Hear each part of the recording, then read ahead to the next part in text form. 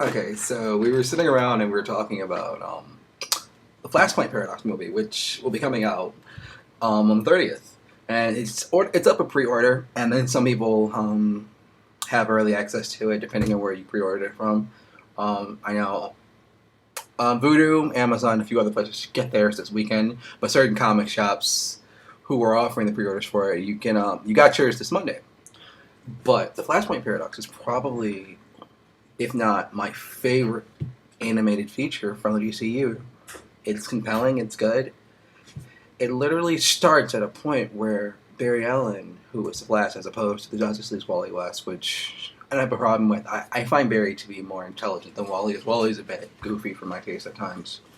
But Barry goes through a series of events where he is trying to save his mother, and in the process causes this massive, massive problem.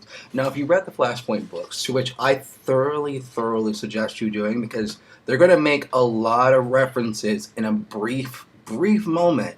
Like, the biggest one will be Martha Wayne, to which I won't spoil for you, and what happens to her in relevance to what's going on in the Flashpoint universe, and the actual relationship between Arthur and Diana, because it kind of hints towards it, but the books go into a much greater explanation of why they're fighting. If not, you're just going to look and be like, okay, well, he killed her wife, she took it, so what's going on here? But there's a lot more to it that the comic books go over that the actual movie doesn't cover. Now, the movie is actually one of the longer ones. It hits almost an hour and a half. But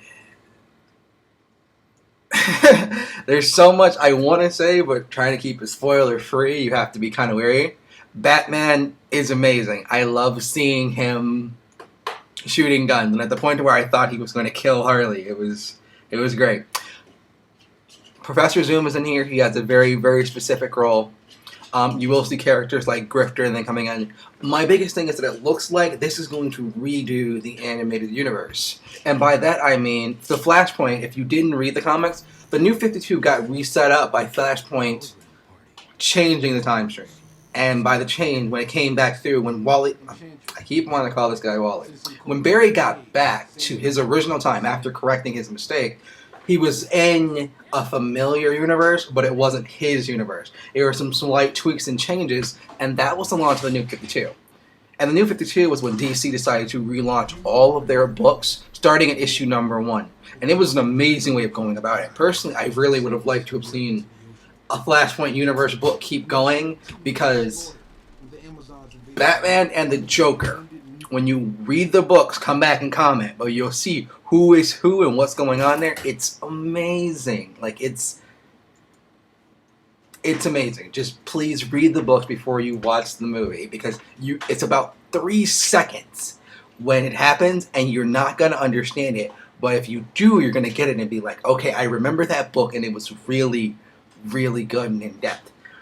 Flashpoint Paradox was amazing. Like, at the end of it, the only reason I have this opinion is because in Justice League issue number 1, the first thing they're doing is dealing with these hellspawn coming from Apocalypse.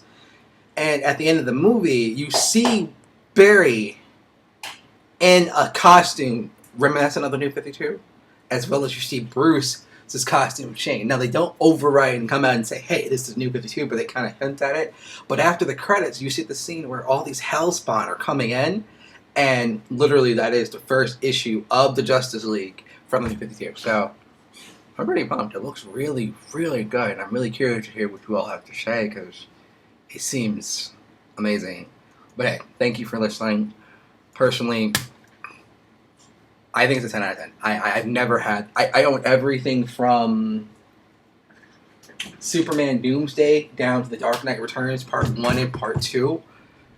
I mean, I even have Under the Red Hood, which is one of my favorites. But all of them are anything from, let's see, Superman Doomsday was like a 6 or a 7, down to The Dark Knight Returns, which is one of my favorites, which was like a 9. And this is, as a Batman fan, watching this is the Flash movie. Like, I've been reading more Flash books since then, and it's a 10 out of 10. Like, if you haven't seen Flashpoint, or you haven't been reading what's been going on, this is a good way to get any of your friends or your girlfriends into it, to be like, okay, you don't understand the New 52, well, here, watch this, and then kind of watch them through it. I probably wouldn't suggest talking a slower person through it, because at the end, when they see two flashes, they're going to kind of go, how is he there and how is he there? And then you're going to have to kind of break it down to them that the one that he's catching up to is the one from the beginning of the movie, which a couple of my, I don't want to call them friends, but associates had a hard time grasping. And it's like, all right, well, if he goes back in time once and then he changes everything, if he goes and tries to redo it again, he's going to bump into himself from the first time that caused him to be there to begin with. But apparently that seems to be a quite of a complex thing for some people. But hey, check out the movie. Let me know what you think. You guys have a good day.